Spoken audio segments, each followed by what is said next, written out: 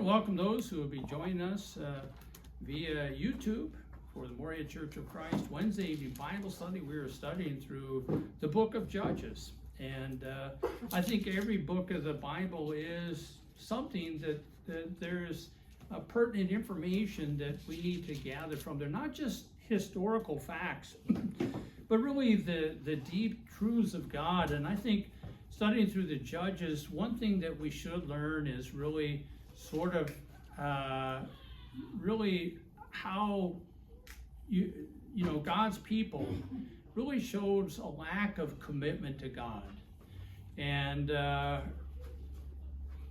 God's part, his wonderful mercy.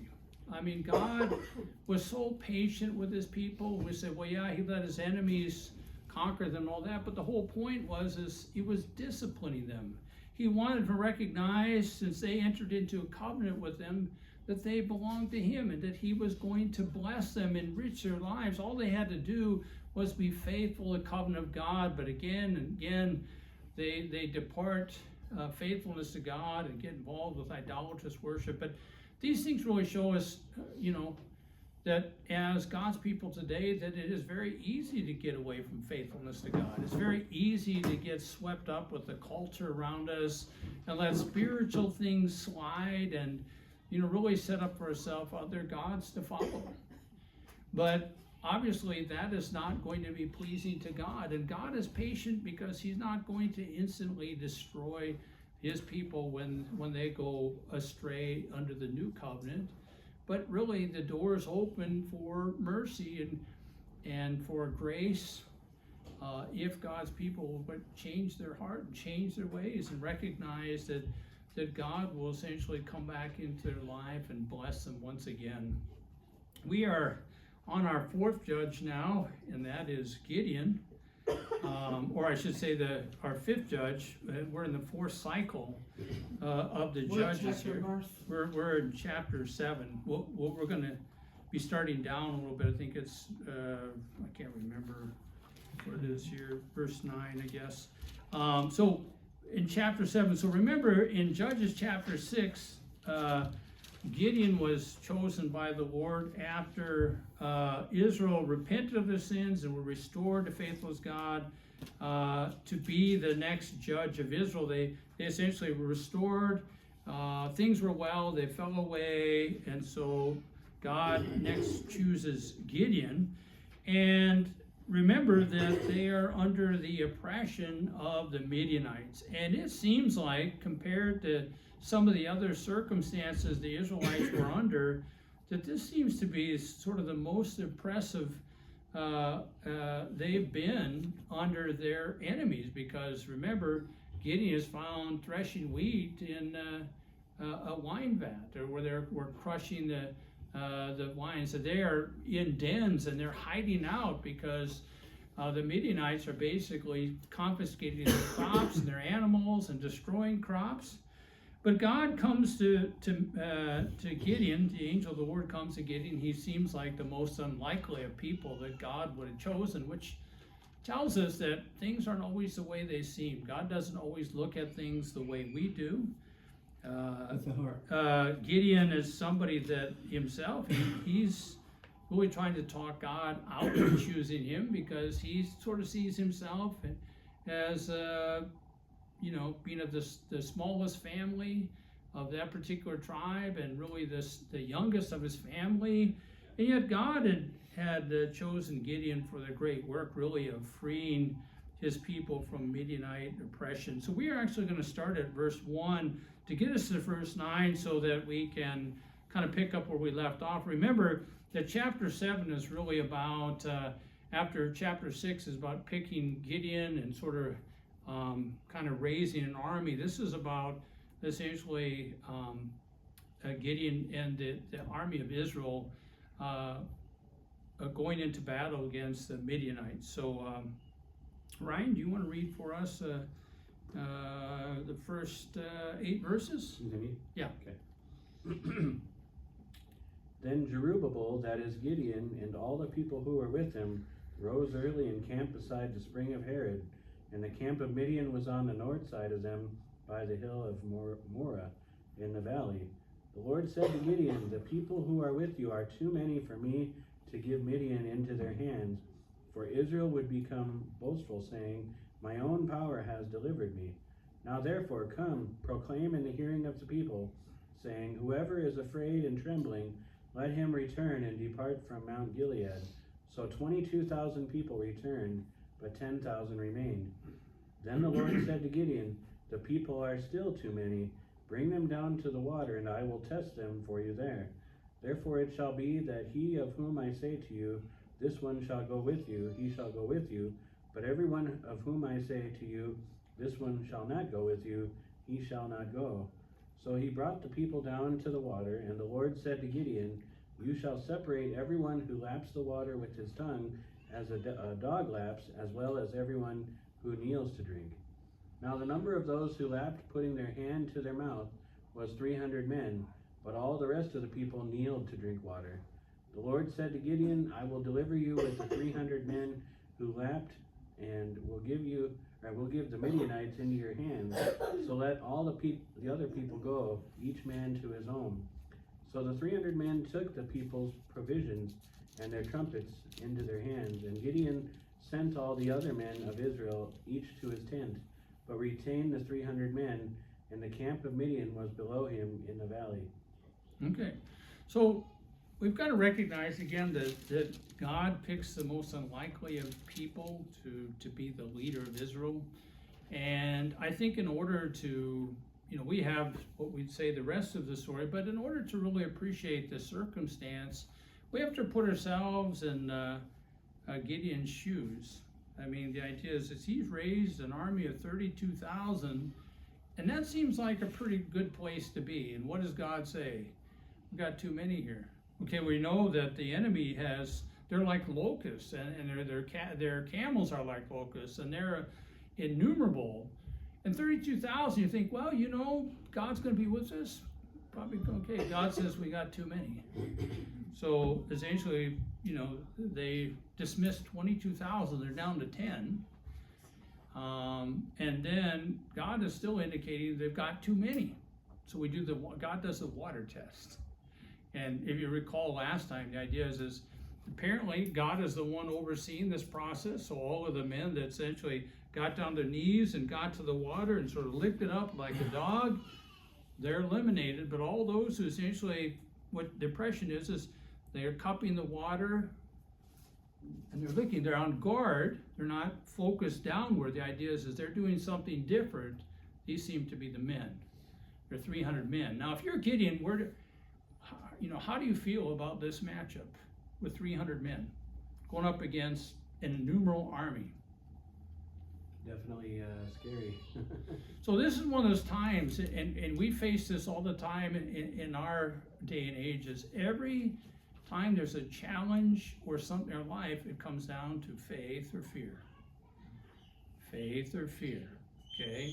This is a situation that would probably be one of those moments where the idea is this isn't good and I'm afraid because this is a suicide mission. We're only 300. And the idea is that God's with them. That God is with them. The same is true for us today, that God is with us. And so when we face every trial, every obstacle in our life, there's those same things coming up as how am I going to approach it, faith or fear? Because we choose it.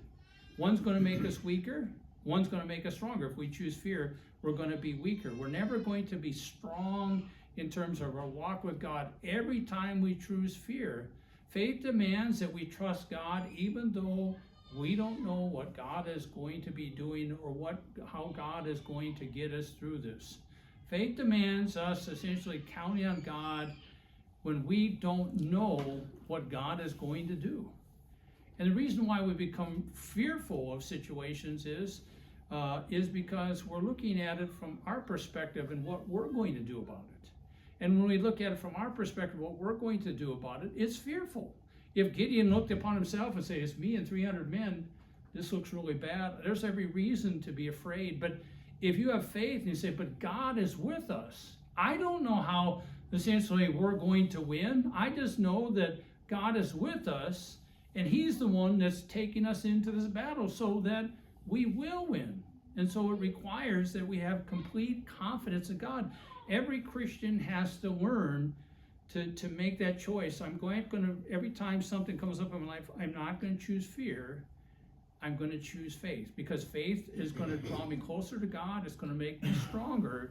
And every time I chose fear, I'm really showing lack of fidelity with God. I'm really showing that I have no reason to justify being afraid, because God is with me. There's no justifiable reason. And so we have to recognize that we live according to the spiritual realities of God, and not according to the physical It's realities. Abraham faith when he had Yeah. sacrificed his son. Yeah, He didn't know the end result. right.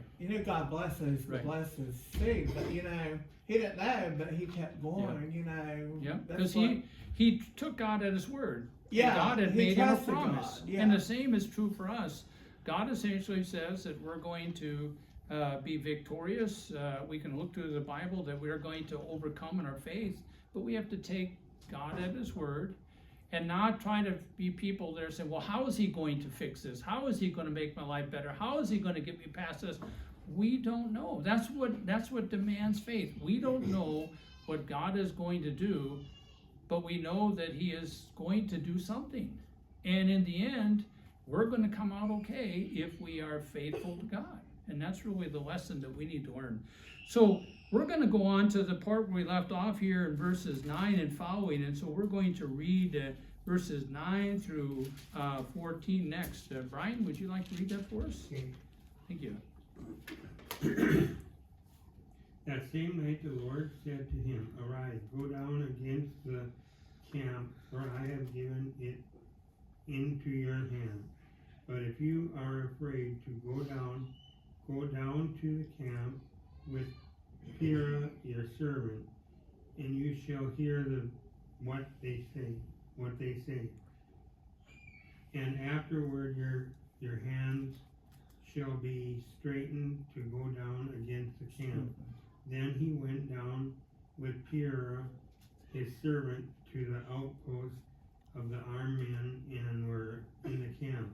And the Midianites and the Amalekites and all the people of the east lay along the valley like locusts in the ambulance, and their camels were without number, and as the sand that is on the seashore in abundance.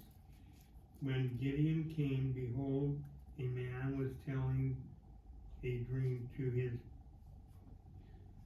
comrade, and he said, Behold, I dreamed a dream, and behold, a cake of barley bread tumbled into the camp of the Midians, and came to the tent, and struck it so that it fell, and turned it upside down, so that the tent lay flat.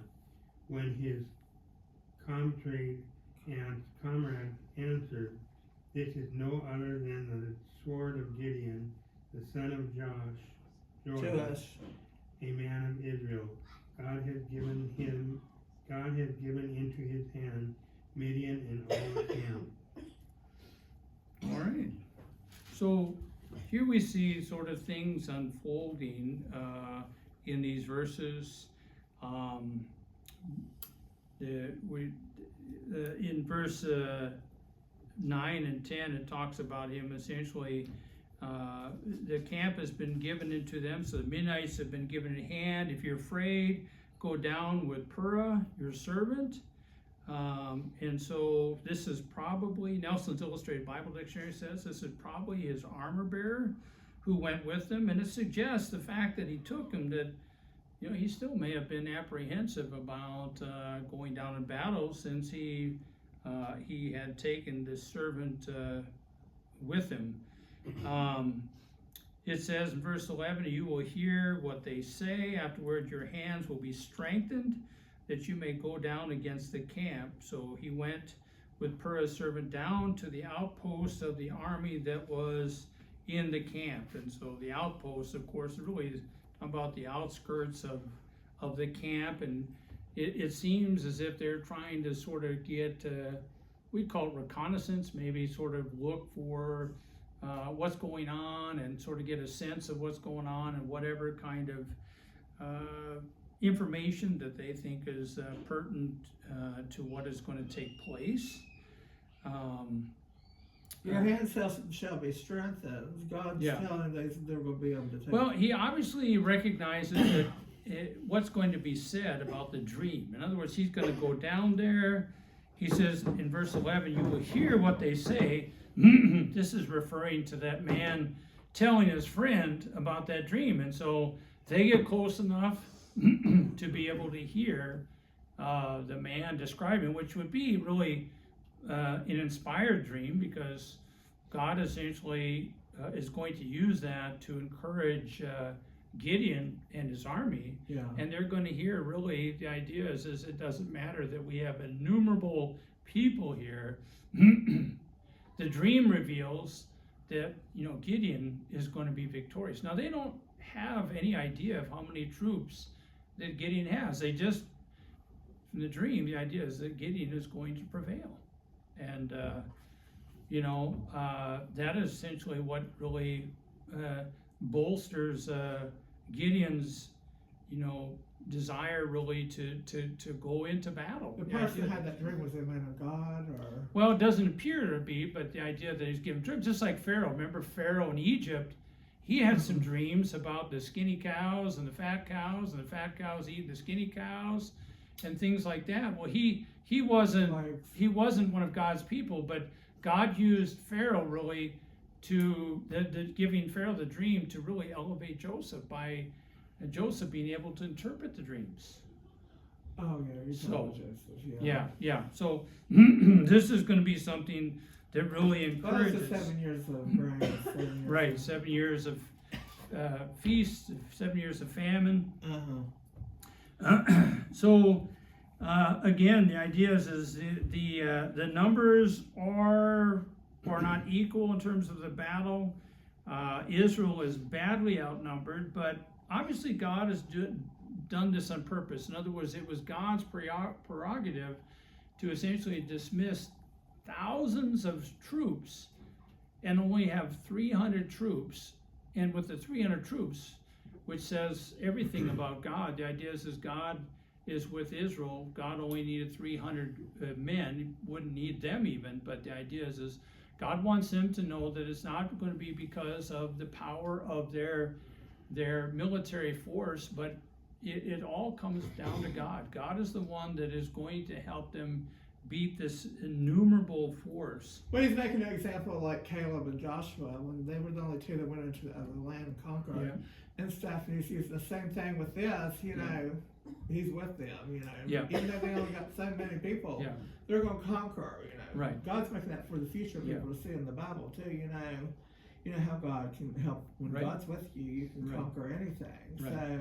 So the fact that God is with us, that ought to mean something. When God was with, Gideon, they prevailed, and we see, that God is with us today. The idea is that should be something like, it's not something we say, yeah, God is with us. The idea is God is with us. God is truly with us, that essentially we are going to prevail over the spiritual forces of darkness, and we are going to win the victory in Christ if we remain faithful. The fact that God is with us is what's going to help us to prevail.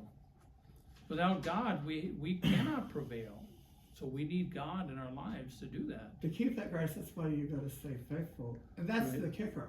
Right. And stuff, and that's the hard part, Yeah, and we learned the lessons right here. Right. When Israel was faithful, everything was good. Yeah. Okay, we should learn the same lesson, because history repeats itself. So the idea is if we become unfaithful, God's not going to hear our prayers.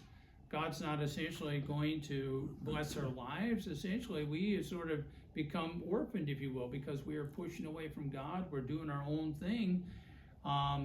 That's essentially what happens to us. We lose our God's grace. We lose, our eternal home. We lose so much when we're not faithful.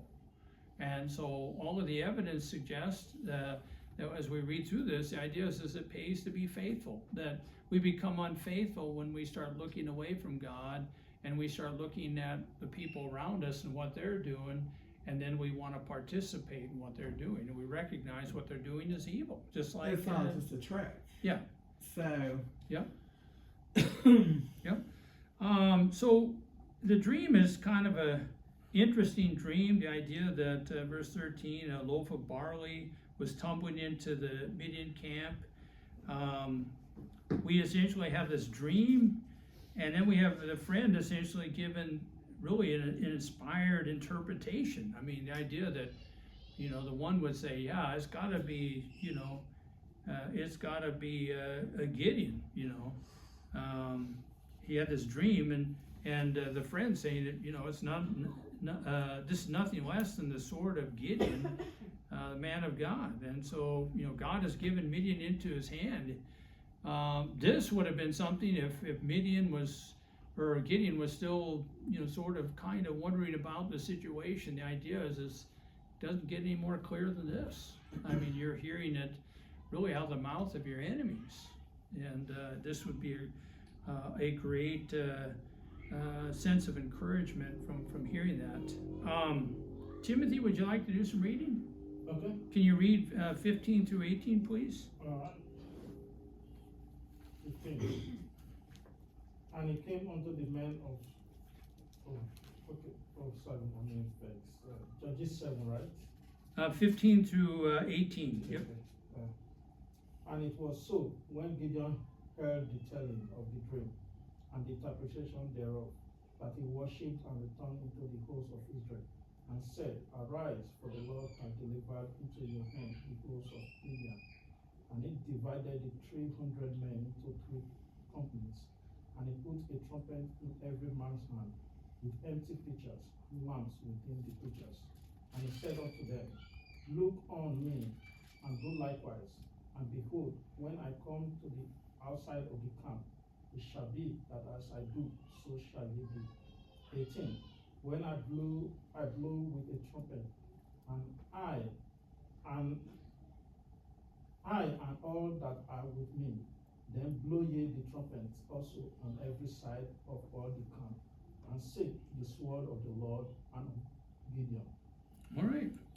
So it's interesting, we see here that after Gideon hears that inspired dream that he has had privilege to hear, that God really wanted Gideon to be able to hear. It's obviously that it was very encouraging to him, but you notice that Gideon doesn't say, all right, guys, let's get everybody together. It's time to sort of move forward with a plan. What does Gideon do? He kind of creates the plan, and Okay, but before that, what does he do after he gets that interpretation that encourages him greatly? he worships God. Okay, so the idea is that it's time to recognize, you know, God's greatness and God's goodness. This is going to be the end of all of their troubles. God has essentially told Gideon that you're going to be victorious, and really it's a time for Gideon to sort of recognize that it's a time to worship God. It's a time to show that thankfulness and gratefulness to God in advance of what he's going to do, because when this battle is over, this is going to really break the shackles of Midian from their oppression over them. But I think it's interesting to recognize that he didn't rush right over and get the men and say, but he took time out to worship God. I think that is something that sort of makes me think about the importance of worship in our lives. The idea is maybe we think there's a lot of important things we have to do, and they are important, but the idea is that, you know, God is the one that helps us to prevail. God is the one that gives us what we need. God is the one that blesses us. You know, we need to make sure that we always give God his due in our daily lives, and the first day of the week, that's what we need to do. And so there is a plan that goes into effect, and it's going to be an interesting way essentially to defeat the enemy. What's going to happen is really psychological warfare. In other words, it's not going to be 300 men raising swords and running in there and fighting away, but it's going to be a psychological warfare that's really going to upset the entire camp. So we've got yet to read that. But Gideon is laying out his plan. Verse 16, he says he divided the 300 men into 3 companies. He put trumpets and pitchers into their hands of all of them, with torches inside the pitchers. And Bob Winton, in his outline commentary on the book of Judges, says, quote, each man was equipped with a trumpet, an empty pitcher, and a lamp. The plan was for the trumpets to be sounded at the same time and the lights to be exposed. The operation took place during the hours of darkness, waking from sleep to the sound of trumpets and seeing 300 lights. The Midianites would be thrown into confusion. And so the idea is that you're startled out of your sleep, and the idea is what's going on here? And so panic and chaos as people try to figure out what's going on. All of a sudden it looks like, their enemies are all around them. I can see where God could do that too, because there was something I'll be talking about, or something I'm not supposed to talk about, and totally I'll forget about it and stuff. And he can, I'm just saying, how I've forgot what I'm talking about. Right. And you talk about them, how he puts them into confusion, and stuff, and they don't basically know what they're doing and stuff. And they don't know how to respond. It's such an unusual way of what's going on. All of a sudden we hear the trumpets, and he then has all of that a much sudden power. I mean, he can make you totally go with. And I'm just like, where's it at? And you try to think about whatever you can't find it. Right. I mean, that's all there is to it. Yeah. And stuff. But it's amazing to just think about that. That's how much power God has. Yeah. Yeah. I mean, he's omniscient, Yeah. omnipotent too, unlimited power. Yeah. So. Yeah, absolutely. So verse 17, he said to them, this is Gideon, look at me, do likewise, and behold, when I come to the outskirts of the camp, do as I do. Verse 18, when I and all who are with me blow the trumpet, then you shall also blow the trumpets all around the camp and say, for the Lord and Gideon. And so the whole point is, as you're doing this all at the same time, something's unfolding very quickly that the Midianites don't understand. In other words, if you're used to fighting battles or in a conventional sense, you don't know how to interpret this. You don't know how to deal with it because you're used to doing things a certain way. And all of a sudden, you've got something that's not in the textbook, so to speak. This is not something that you've ever had to think about or plan for.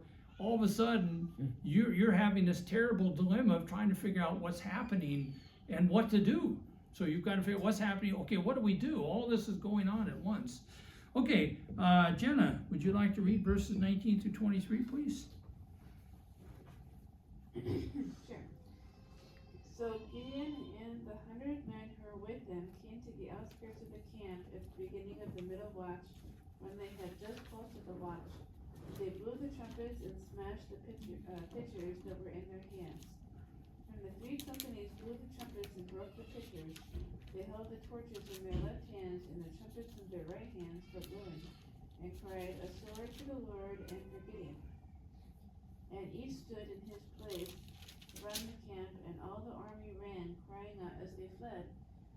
And when they blew 300 trumpets, the Lord set the sword of one against another, even throughout the whole army.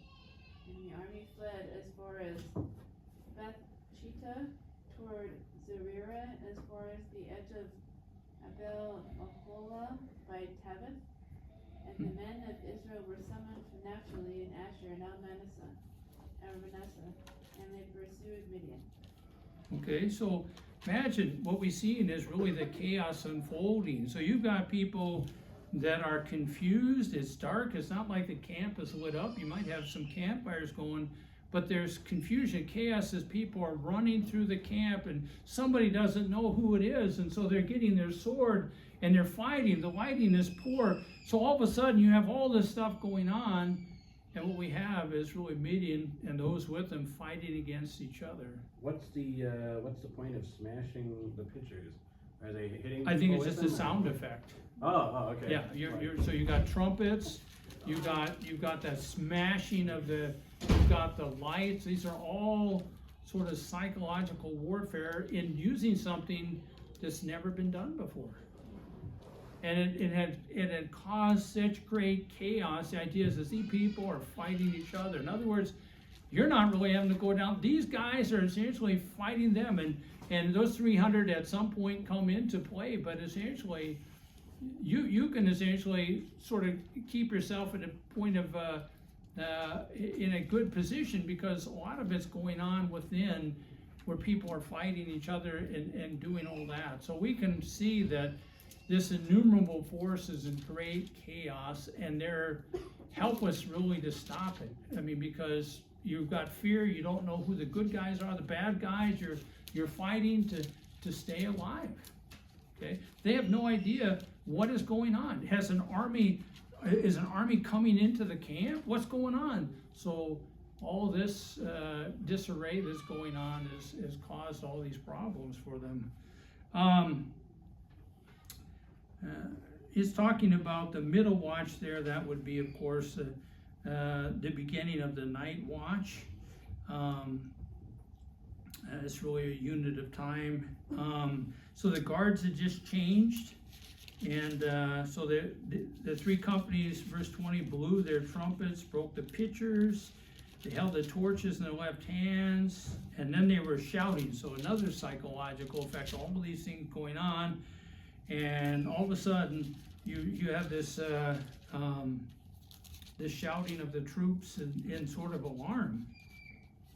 And they're talking about, verse 22, about blowing the trumpets, the swords going. It's talking about these places, the whole army, and the army, the sword against one another, and the whole army. And the army fled as far as Bethsheba.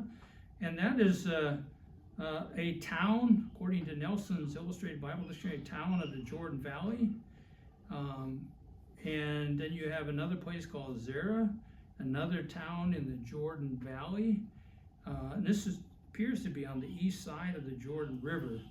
And so they are really trying, they're escaping. The army is now in a full retreat.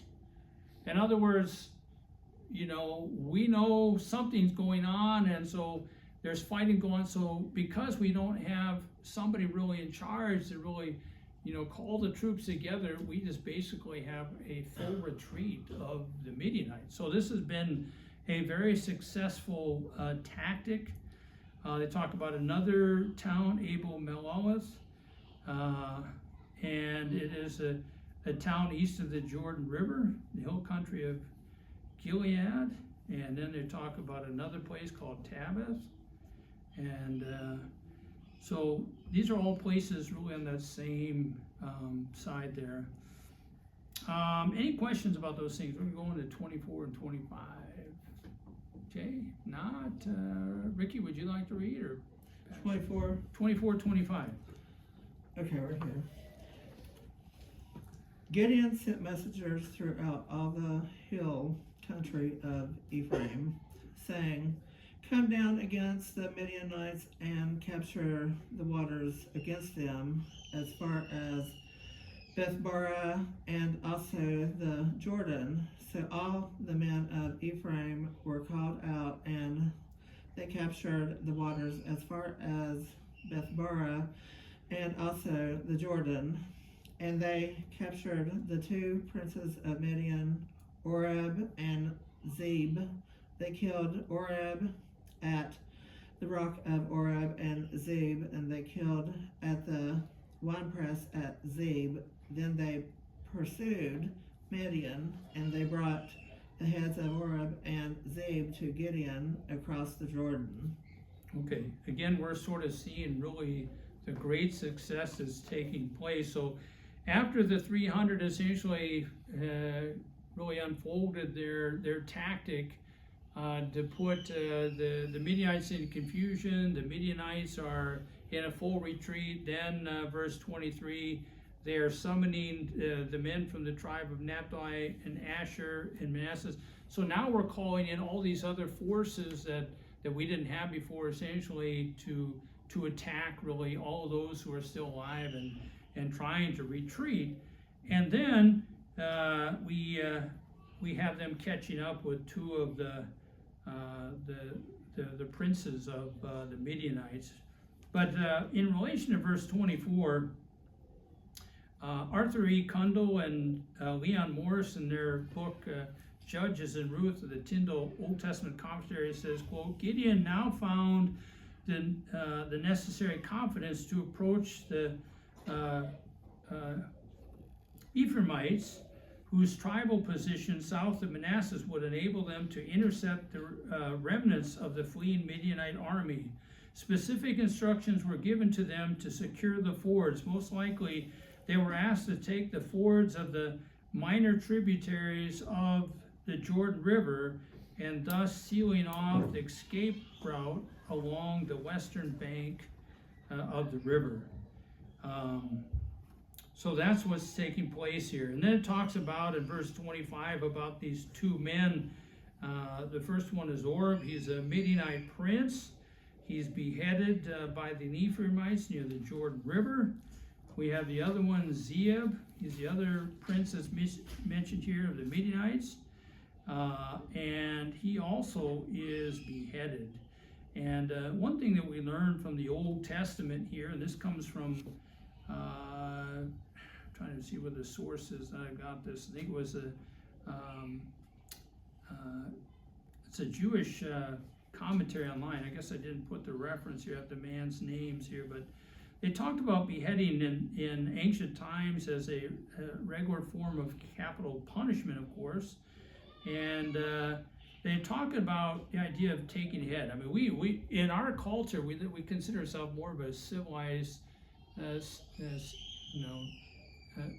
people. We're more civilized people, although I would say that, abortion is very, uncivil. It's unstable in terms of our behavior. But back in ancient times, soldiers sent to kill anyone usually brought their heads as proof of faithful execution of their mission. We have, they say here, their belief, this is talking about Egyptians here, the belief that life has its seed in the head, and beheading means, therefore, a destruction of the soul's second existence. Beheading thus was reserved for the worst criminals, as bringing double and eternal death may possibly furnish a clue for the importance attached to the head as a trophy among ancient nations. So you remember that this was stuff that Israel itself did in beheading. Remember when David killed Goliath, he cut the head off. And so the idea is if you got the head, that's proof you got the person. You killed that person without carrying the whole body weight. It becomes essentially a trophy and proof that you killed that individual. Any questions about what we read in chapter 7? We'll start in chapter 8. Okay, well, let's go in chapter 8. Jenna, you want to read verses 1 through 3? Sure. Then the men of Ephraim said to him, What is this thing you have done to us, not calling us when you went to fight against Midian? And they contended with him vigorously. But he said to them, What have I done now in comparison with you? Is not the gleaning of the grapes of Ephraim better than the vintage of Abiezer? God has given the leaders of Midian, Oreb, and Zeeb into your hands, and what was I able to do in comparison with you? Then their anger toward him subsided when he said that. Okay, so Judges chapter 8 now deals with the aftermath of the battle and the victory of the Midianites to end their oppression over Israel. And now we sort of have something else unfolding here, and it's really the men of Ephraim. And what they're upset about is, if you go back to chapter 6, you'll see that when Gideon sent out messengers to bring all of these troops together, it was really in the immediate region of that area, when you've got Asher and Naphtali and Manassas, and right in that area there. But Ephraim is right under Manassas. In other words, it's further south. Gideon did not send soldiers or messengers there to rally troops from Ephraim, and the men of Ephraim are upset about it, okay? And they're upset about it. It seems to be that it's really kind of hurt their pride because they wanted to have part of this battle and they were never informed about it. And we look at the language here. The New American Standard uses the word here in the last phrase, and they contended with him vigorously. The idea of contending here is to argue. So they're arguing or stating their case in a really definitive way. And it says vigorously. And Brown Driver Briggs Hebrew English Lexicon says the word means rebuke, severely, sharply, and with rigor, that is with severity or harshness. They are not happy campers. Okay, so they're coming to Gideon really to sort of air this grievance, is because they felt like Gideon had wronged them. Okay, we need to think about, did Gideon wrong these people? Did he call anybody else further south as far as the tribes of Israel? There's no mention of it. So did Gideon really wrong the Ephraimites? No. Man of God, I don't feel like He called really what he thought he needed in terms of, remember, we don't have a king, so we have essentially a judge essentially looking at all of the immediate affected tribes and gathering the troops of there. I mean, there's nowhere that they can really say, listen, the law of Moses said, if this ever happens, you should be calling us. In other words, they're upset for him not calling them, but I mean, he really hasn't done that with an evil intention. He just didn't call them because they were probably further south. I would say he did him a favor. Okay, and I mean, when we look at all the troops, so we ended up with a total between all of those troops in the immediate area of 32,000, and once they had all of them, how many did they actually went into battle? 300. So I mean, it seems kind of like a silly thing to make a big fuss about that, because at the end of it, you would have had, a fraction of whatever that 300 was, right? So this is what they're upset about, and so we want to kind of look at how Gideon goes about dealing with it. Verse 2, he says, "What have I done now in comparison with you? Is not the gleaning of the grapes of Ephraim better than the vintage of Abiezer?" Remember that Gideon is from the family of Abiezer, and they're and what he's doing is making a comparison. Okay, so he's talking about, first of all, the gleaning, and Nelson's Illustrated Bible Dictionary says a literal gleaning has to do with sort of processing grapes or olives. And really it's being used here in a figurative way in Judges chapter 8 verse 2. Nelson's Illustrated Bible Dictionary says the process of gathering grain or other produce left in the fields by the reapers. This is what gleaning is called. Gathering of grain or other produce left in the fields by the reapers. So the reapers go through once, and what you have is what's left over, and whatever the next party that goes into it, whatever, they're essentially getting what's left over. The Old Testament law required that property owners leave the gleanings, so basically they go through it the first time. Whatever's left there, they leave the gleanings of their produce in the field so they might be gathered by the poor and the strangers. That comes from Leviticus 19, 9 and 10, chapter 23 and verse 22. The vintage here is talking about a season's yield of grapes from a vineyard. And I think sometimes when you're studying the Word of God, it is helpful to use other translations, because other translations could maybe help you get a better sense of what's being said here. In this case, the Amplified Bible, if you'll listen to how it reads in Judges 8 and verse 2, here's what Gideon says. It says, "But he said to them, what have I done now that is so significant in comparison to you, you Ephraimites? Is not the gleaning," and it says leftovers, "of the grapes of your tribe, Ephraim, better than the vintage, entire harvest of my clan of Abiezer?" In other words, he's really saying, your accomplishment is greater than my accomplishment. Okay? Bob Winton says in his outline commentary on Judges, Gideon's response was a simple statement of fact that downplayed his part. His role in the operation was designed by the Lord. He merely followed directions. The men of Ephraim had sealed off the crossing of the Jordan, slaying 2 of the enemy leaders. Gideon complimented them without flattery and spoke humbly of his personal importance in the victory with becoming and modesty. He was unconcerned about who got the credit for success. So, what can we learn in this situation? What can we learn from Gideon's diplomatic handling of the hostile anger of his fellow Israelites from Ephraim in terms of us in the church today? Okay, what can we learn then? Well, he didn't take the same tone Okay. that the other guy took to him. He just kind of took that opportunity to explain, like, listen, this is why I did it, Okay. rather than being like, you know what? Okay, so here's the thing about it is that, you know, you have people in the church, they're of all kinds of different natures, and you have somebody that, a brother or sister comes after you and they're very angry. What's the normal thing that you probably would resort to? The idea is, well, I'm gonna back, okay?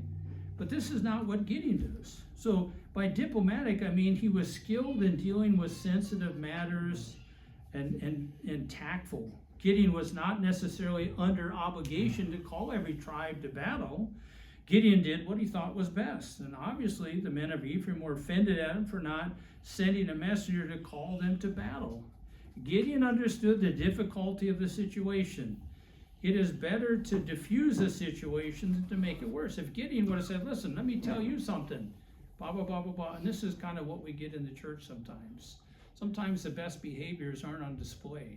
And sometimes people essentially don't understand circumstances, they get upset about it, there's something going on, and if it starts out sort of like, you this and this and this, and we come back with our emotions and we're like, well, let me tell you something, we're not really dealing with it very well. It's probably going to be very bad.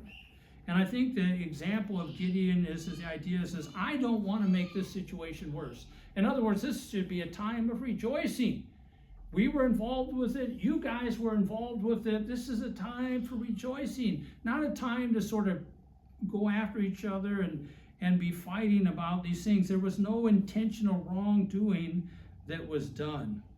And obviously, we see in Gideon a different way. Gideon tried to appease the situation with humility and tactful words. In other words, he was essentially saying, listen, we may have been able to accomplish this with the 300 men, but look what you guys did. What did they do? Verses 24 and 25, what did they do? Of chapter 7, what did they do? They captured the prince of the Midianites. Okay, they basically got it'd be like getting 2 generals. Yeah. You got 2 of the main players of the Midianite army. Look at you guys. You guys came into play. Yeah, you came in sort of after it was over, but the idea is this is a significant feat that you guys were able to do. And what he was doing is Gideon wasn't worried about who was getting the credit. He wasn't saying, well, listen, let me tell you what we did and all these other things, but he was trying to settle the people down, and he was using humility and tactful words. He was giving them credit. And as Christians, if we are going to have peace and harmony in the church, we have to learn to control our emotions and refrain from using our tongues to cut people down and to put them in their place. This is the problem that we have out in the world that we as Christians have to really work on. Because we're going to have people, especially if they're newer Christians, are they going to be completely controlled in terms of their tongue and their behavior? No, they come out of the world pretty raw. And so those of us who've been Christians for a while should develop the habit of self-control in terms of our emotions.